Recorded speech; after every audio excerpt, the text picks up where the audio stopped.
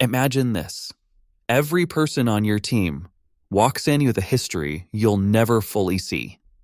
And whether you realize it or not, you're leading all of it, not just their job title. They're not just showing up for work. They're showing up with their whole life. And here's the truth. You're not just managing performance. You're holding ambition, self-doubt, past traumas, dreams they're afraid to voice, and quiet battles they fight between meetings. We don't talk about this enough. Leadership gets praised for being strategic, for being decisive, for being high-performing. But no one hands you the manual for this. How to lead someone whose last manager destroyed their confidence. How to build trust when the world outside feels unstable. How to support a high performer who's quietly burning out. This isn't about being soft. It's about being real.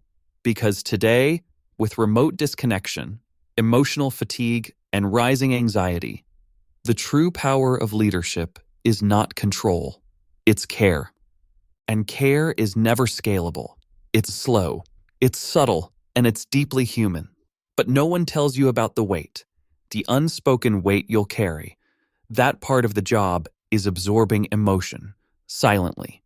That sometimes you'll hang up the Zoom call and feel heavy. Not because of what was said, but because of what you sensed. The story behind the silence, the tension behind the smile. That's when it hits you.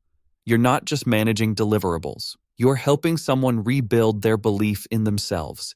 And that is the real work.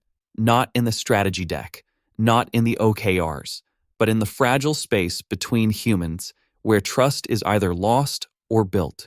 So if you want to lead in this era, master more than systems and goals.